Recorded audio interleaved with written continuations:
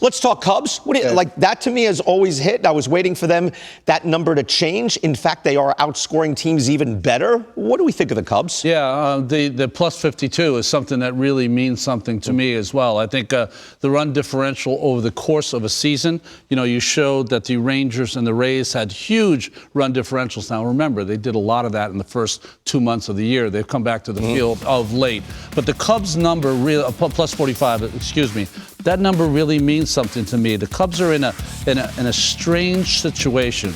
They're a team that's in a division that's winnable, right? They're a team with Dansby Swanson coming back, then you get on a run. But they have two players that are so wanted by the rest of baseball. Yep. One, Stroman, who gives you that hired gun for any team, and every team needs starting pitching at the end of the year, and Stroh's had a remarkable year. And then Cody Bellinger is a unique player.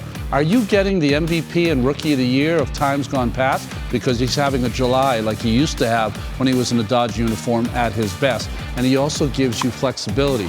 He's a Gold Glove type defensive player at two positions. Center field and first base. Yeah, So there's no one else like that that you could trade for. So are they a team that should stand pat and try to make a run? I believe so. But the nature of the players that they have, and if they decide that they don't want to extend or sign Stroman to a big contract, then maybe that's the time to sell. Yeah, really interesting place that Jed Hoyer is in. I mean, it's a big market, and you have great fan base. They're ninth in attendance, by the way. Almost within a day, right? You almost, they pack the place when you stink. So if you're kind of good, you almost want to reward that, don't you? You sure do. And I think it's going to be one of those situations. Jed Hoyer, pretty smart guy. I think he's going to buy and sell. I think that there's a way to do that because he does have great pieces to sell, but I think he also has a great base. I mean, I love the middle of his overall ball club. When you start thinking about great ball clubs, I think about up the middle, right? And so their catching situation. There are two guys in the middle infield. There's center fielder who can be Morel. It could be whoever you want. They're good young pieces, and I don't think you want to break this team up. And at the same time, and I like their rotation a little bit. So what do you want to do? What are you going to do? To me, I think he's going to buy and sell. I would literally buy and sell in this situation. I believe in this situation, I would sell first and then buy. It is winnable, but I think I would sell first and sell those big pieces because I think this is the best time to get Marcus Stroman. Stroman is going to be a highly needed piece for a variety of teams. But you're not pushing forward if you're the Cubs. You're saying no. Bellinger, Stroman, you're trading them. Yes. I'm not throwing them all out there, but I think those two guys I certainly would consider moving if I get the right. I think those two guys, even if you buy after you sell them, that takes you out of contention. I think they're very important. And if you saw what we saw in wild card and in that division, there's two ways to get in for them. Not every team has that opportunity, right? You look at the Padres and the Mets, the only way they're getting in is the wild card. They have two opportunities to get in. Division.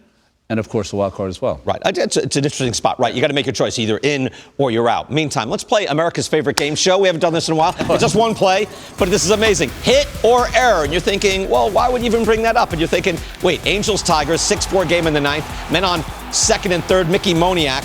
Ronnie, hit or error? That's an error to me. I know. Ruben? It's probably given a hit, though. No doubt. I know this ball was hit well. This ball is caught by 99.9% of the center fielders in all of baseball. It's, of course, look, we're not ragging on Moniak. He had the game-winning hit right after that. By the way, he's slugging 600, but it's ruled a hit. It's just absurd. Like, day after day after day, we're going to do a full hit or error at some point. It's just absurd. All right, so now the Angels, though, end up winning that game. Moniak had the game-winning hit. He's slugging 600. He's having a great year. And look where they are now. 3.5 back of the last wild card. I think the problem I have, Ruben, start with you, is that they've got to pass the Yankees, the Red Sox, and the Blue Jays. Now, I just was down on the Yankees a little bit, but that's still 3 clubs, all with some quality. Blue Jays losing yesterday. Here's their upcoming schedule. They're going to see the Blue Jays head-to-head. I guess they'll get a better idea.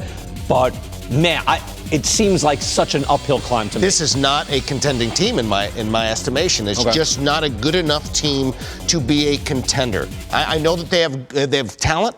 I know they have ability. I know they have Shohei Ohtani, but Shohei Ohtani has to be traded. Minasian has to move him, in my opinion. I don't think it will happen because I just don't think they will be allowed to do so. But to me, I mean, he is the best player on the market. If you really want to make your organization special, you move this guy and get special player or players for him? I would say, look, I think in the real world it's tough because, right, you're getting a historic season. Yeah. You are there to put people in the seats. The Angels are 10th in attendance. In 2019, by the way, Ronnie, they were 5th. The Angels get $3 million a year. So it's almost the same thing. It's not like, hey, we got to get something back. What are you going to get? Like, maybe if you, at best, do you get a Jake Fraley, like the Reds got in a trade? Do you get like a C.J. Abrams? Like, is that worth losing 2 months of Shohei Ohtani? To me, it's not. You know, the last trade I can remember where you lost a really good player and Mark Teixeira, it was able to turn that Texas Ranger team around, right? You got Elvis Andrews, you got Neftali Feliz, and others, that was right? A haul. And then they went to the World Series 2 years in a row. So that would have to get that kind of haul. I don't think that's going to happen. I have a different take on this. I think that we're looking at an owner that recently put his team on for sale, then took it off the market from this winter. We're looking at a GM that needs to make a move and do something that changes his future with the club. And I think that the only way to keep Ohtani, if you decide that you're not going to trade him, the only way to keep him after the season is done is to add pieces to this team, give them a chance to get into the postseason, because he wants that postseason, and I think this is the only team he's ever known in America, in the States, and if they get to the postseason, that will leave a different taste in his mouth when he goes into free agency and is trying to decide on what club to go to. I will say this. Can I throw in one thing? Yeah, go ahead. Because the Angels won the sweepstakes before. Yeah. Remember, it was an Ohtani sweepstakes. It wasn't like they had exclusive rights. So they've won him over before. I just want to throw that in. Go ahead. You cannot make moves based on money, and that is what is suicidal for in my opinion, for organizations. I've been in situations where you made moves for the dollar, and that is just for money. I don't get what are you saying? I just don't feel like you move this guy or you do not move this guy because you think you're gaining some sort of money advantage from whatever Ohtani's bringing you. I think you have to move this guy because it's the right thing to do baseball-wise. And if you make decisions based on money as opposed to based on I don't think the money decisions, bothers them. I don't think the money has entered into this at all. It's just a matter of they've got a top payroll. I think it may very well. And when people start talking about putting Rendon in the deal as well and that sort of thing, I think those are the kind of mistakes that teams have made. They've got too many aircraft carriers around already. When you have Rendon, Trout, and Ohtani, and now Ohtani might be $50 million a year or more, whatever.